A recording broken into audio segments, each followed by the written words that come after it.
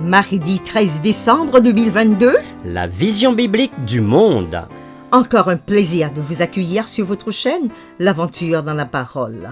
Et nous vous saluons de la ville, de la contrée dans laquelle vous vous trouvez en ce moment.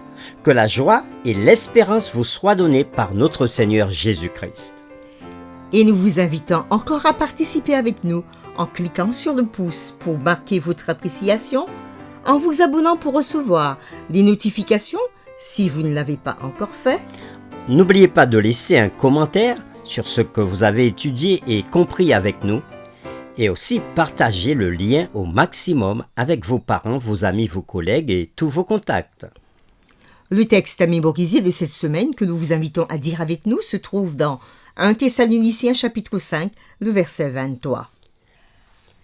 Que le Dieu de paix vous sanctifie lui-même tout entier, et que tout votre être, l'esprit, l'âme et le corps soient conservés irrépréhensibles lors de l'avènement de notre Seigneur Jésus. Nous vous invitons à le répéter encore avec nous. 1 Thessaloniciens chapitre 5, le verset 23. Que le Dieu de paix vous sanctifie lui-même tout entier, et que tout votre être, l'esprit, l'âme et le corps soient conservés irrépréhensibles lors de l'avènement de notre Seigneur Jésus. Comment la notion de la personne, corps, âme et esprit, en tant qu'ensemble indivisible, peut-elle nous aider à mieux comprendre la portée globale de la religion et l'importance de notre mode de vie personnel? À quel moment notre esprit peut-il être transformé par la puissance du Saint-Esprit? Pouvons-nous rester fermes dans la parole de Dieu, guidés par le Saint-Esprit, devant tous les événements qui se produiront jusqu'au retour de Jésus? Saint-Esprit, tu éclaires ma vie. Tu diriges mes pas, tu restes près de moi. Saint-Esprit. Les réflexions de cette semaine nous aident à répondre à ces questions. Et aujourd'hui, nous le ferons avec la séquence L'Esprit de Christ. Certaines personnes croient qu'en changeant d'environnement, l'individu sera transformé. Certainement, nous devons éviter les endroits et les circonstances qui peuvent nous rendre plus vulnérables à la tentation, comme ces conseils. Psaume chapitre 1er, le verset 1er. Heureux l'homme qui ne marche pas selon le conseil des méchants, qui ne s'arrête pas sur la voie des pécheurs et qui ne s'assied pas en compagnie des moqueurs. Fin de la lecture. Notre problème avec la tentation et le péché ne peut être résolu que par la transformation de nos cœurs ou encore de notre esprit. Jésus-Christ avait touché le cœur de la question quand il a déclaré dans Marc chapitre 7, le verset 21 et 22 « Car c'est du dedans. C'est du cœur des hommes que sortent les mauvaises pensées, les adultères, les impudicités, les meurtres, les vols, les cupidités, les méchancetés, la fraude, le dérèglement, le regard envieux, la calomnie, l'orgueil. la folie. » Fin de la lecture. Cela signifie que notre esprit doit être transformé pour que notre comportement change. Lisons ensemble ces textes de 1 Corinthiens chapitre 2, le verset 16, le psaume 24, versets 3 et 4, Romains chapitre 12, verset 2, Philippiens 4, verset 8 et Colossiens chapitre 3, verset 2. Et nous répondrons à cette question. Que signifie le fait d'avoir l'Esprit de Christ? 1 Corinthiens chapitre 2, verset 16. Car qui a connu la pensée du Seigneur pour l'instruire? Or, nous avons la pensée de Christ. Le psaume 24, versets 3 à 4. Qui pourra monter à la montagne de l'Éternel? Qui s'élèvera jusqu'à son lieu saint?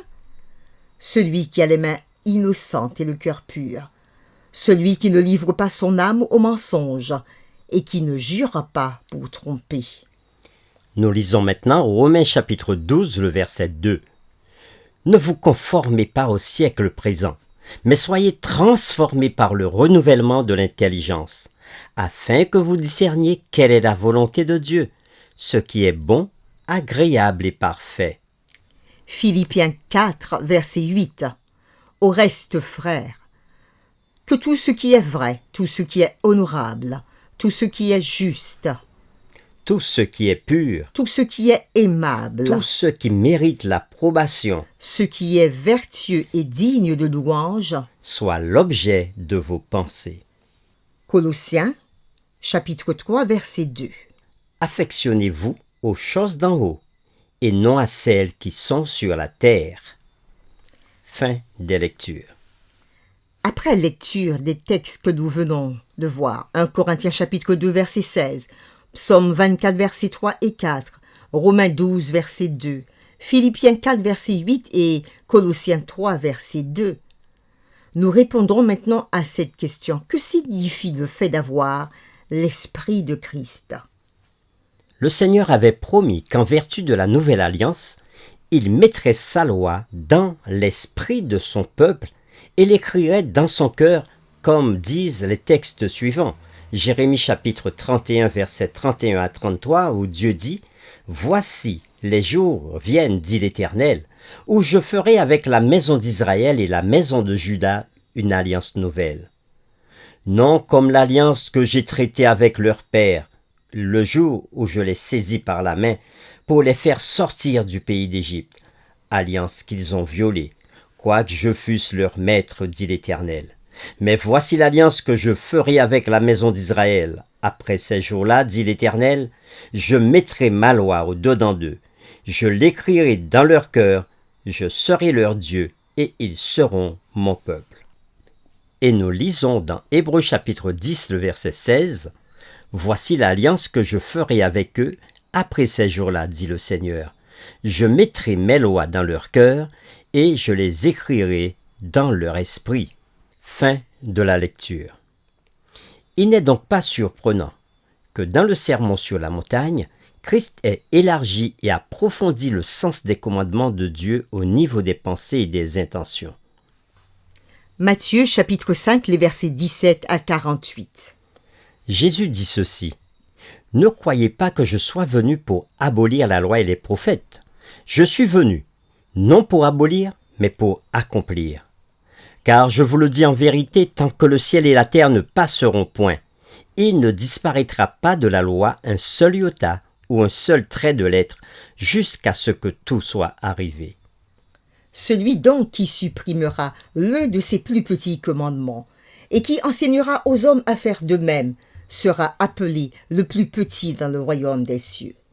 Mais celui qui les observera et qui enseignera à les observer, celui-là sera appelé grand dans le royaume des cieux. Car je vous le dis, si votre justice ne surpasse celle des scribes et des pharisiens, vous n'entrerez point dans le royaume des cieux. Vous avez entendu qu'il a été dit, « Tu ne tueras point. Celui qui tuera mérite d'être puni par les juges. Mais moi, je vous dis que quiconque se met en colère contre son frère mérite d'être puni par les juges. » Que celui qui dit à son frère « Raka » mérite d'être puni par le Sanhédrin. Et que celui qui dira « insensé » mérite d'être puni par le feu de la géhenne. Si donc tu présentes ton offrande à l'autel, et que là tu te souviennes que ton frère a quelque chose contre toi, laisse là ton offrande devant l'autel, et va d'abord te réconcilier avec ton frère, puis viens présenter ton offrande. Accorde-toi promptement avec ton adversaire pendant que tu es en chemin avec lui, de peur qu'il ne te livre au juge, que le juge ne te livre à l'officier de justice, et que tu ne sois mis en prison. Je te le dis en vérité, tu ne sortiras pas de là, que tu n'aies payé le dernier cadran. Vous avez appris qu'il a été dit « Tu ne commettras point d'adultère ». Mais moi, je vous dis que quiconque regarde une femme pour la convoiter a déjà commis un adultère avec elle dans son cœur. Si ton œil droit est pour toi une occasion de chute, arrache-le et jette-le loin de toi, car il est avantageux pour toi qu'un seul de tes membres périsse et que tout ton corps entier ne soit pas jeté dans la géhenne.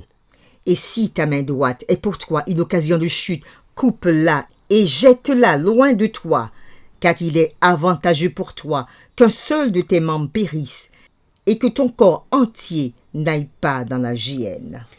Il a été dit que celui qui répudie sa femme lui donne une lettre de divorce. Mais moi je vous dis que celui qui répudie sa femme, sauf pour cause d'infidélité, l'expose à devenir adultère, et que celui qui épouse une femme répudiée commet un adultère. Vous avez encore appris qu'il a été dit aux anciens, « Tu ne te parjureras point, mais tu t'acquitteras envers le Seigneur de ce que tu as déclaré par serment. » Mais moi, je vous dis de ne jurer aucunement, ni par le ciel, parce que c'est le trône de Dieu, ni par la terre, parce que c'est son marchepied, ni par Jérusalem, parce que c'est la ville du grand roi. Ne jure pas non plus par ta tête, car tu ne peux rendre blanc ou noir un seul cheveu. Que votre parole soit oui, oui, non, non. Ce qu'on y ajoute vient du malin. Vous avez appris qu'il a été dit « œil pour œil et dent pour dent ». Mais moi je vous dis de ne pas résister aux méchants. Si quelqu'un te frappe sur la joue droite, présente-lui aussi l'autre. Si quelqu'un veut plaider contre toi et prendre ta tunique, laisse-lui encore ton manteau. Si quelqu'un te force à faire 1 000, fais-en 2 avec lui. Donne à celui qui te demande et ne te détourne pas de celui qui veut en pointer de toi. Vous avez appris qu'il a été dit, « Tu aimeras ton prochain et tu haïras ton ennemi. » Mais moi, je vous dis, aimez vos ennemis. Bénissez ceux qui vous maudissent. Faites du bien à ceux qui vous haïssent et priez pour ceux qui vous maltraitent et qui vous persécutent, afin que vous soyez fils de votre Père qui est dans les cieux, car il fait lever son soleil sur les méchants et sur les bons, et il fait pleuvoir sur les justes et sur les injustes. Si vous aimez ceux qui vous aiment, quelle récompense méritez-vous? Les publicains aussi n'agissent-ils pas de même? Et si vous saluez seulement vos frères, que faites-vous d'extraordinaire? Les païens aussi n'agissent-ils pas de même? Soyez donc parfaits comme votre Père céleste est parfait. Fin de la lecture. Ainsi, nous ne pouvons gagner la victoire sur la tentation que par la grâce transformatrice de Dieu. Et au niveau des pensées et des intentions, nous devons revendiquer cette promesse afin de pouvoir arrêter les pensées pécheresses. Dans cette vie, cependant, peu importe le niveau de notre fidélité, nous n'atteindrons jamais l'absence totale de péché. Mais si nous sommes en Christ, nous sommes pleinement couverts par sa justice. Bien que nous ne soyons pas encore parfaits, nous sommes considérés comme étant déjà parfaits en lui, selon ce que dit Philippiens chapitre 3, versets 12 à 15. « Ce n'est pas que j'ai déjà remporté le prix ou que j'ai déjà atteint la perfection, mais je cours pour tâcher de le saisir, puisque moi aussi j'ai été saisi par Jésus-Christ. » Frère, je ne pense pas l'avoir saisi, mais je fais une chose, oubliant ce qui est en arrière et me portant vers ce qui est en avant. Je cours vers le but pour remporter le prix de la vocation céleste de Dieu en Jésus-Christ. Nous tous, donc, qui sommes parfaits, ayons cette même pensée, et si vous êtes en quelque point de notre avis, Dieu vous éclairera aussi là-dessus. Fin de la lecture. Nous lisons cette citation de l'auteur Ellen G. White dans son livre « Message choisi ». Elle dit « Unis au Christ, nous avons sa pensée. La pureté et l'amour resplendissent dans le caractère, la douceur et la vérité gouvernent la vie. Même dans l'expression du visage, il se produit un changement. Quand le Christ demeure dans une âme, il exerce une influence transformatrice. L'aspect extérieur atteste la paix et la joie qui règnent à l'intérieur. » Fin de citation. Ce n'est que par un abandon quotidien, une mort quotidienne à soi-même, un effort quotidien déterminé par la foi pour être obéissant à Jésus que nous pouvons avoir ce genre de transformation dans nos vies. Pour terminer, réfléchissons sur cette pensée. Imaginons à quoi ressemblerait notre vie si nous pouvions arrêter même les pensées pécheresses. Comme notre vie serait différente et à quel point. Quelle est la seule façon potentielle d'avoir cette expérience? Nous vous invitons à prier avec nous. Bon Père, merci une fois de plus pour ta parole que tu nous donnes et qui nous enseigne qu'il nous faut marcher dans la vérité avec toi. C'est par le Saint-Esprit que nous pouvons avoir la pensée de Christ en nous, afin de vivre comme toi tu le veux pour nous. Oui, tu nous dis que c'est du dedans que nous devons être transformés pour refléter l'image de Jésus. Oh, nous savons qu'à cause du péché, nous avons été déformés. Mais par la puissance du Saint-Esprit, tu peux changer nos cœurs, car c'est nos cœurs que tu veux transformer. C'est au sein de notre esprit que tu veux agir et placer ton empreinte. Nous voulons te remercier déjà pour les transformations que tu apportes lorsque nous écoutons ta parole et lorsque nous avons le désir de le pratiquer. Nous prions pour que tu nous donnes ce désir, que tu nous donnes la force de mettre en pratique ce que nous entendons de toi, afin d'aimer ceux qui sont autour de nous, afin d'apporter la paix à ceux qui sont autour de nous, afin d'apporter une parole d'encouragement pour ceux qui nous entourent. Merci, merci Père, nous t'avons prié au nom de Jésus. Amen.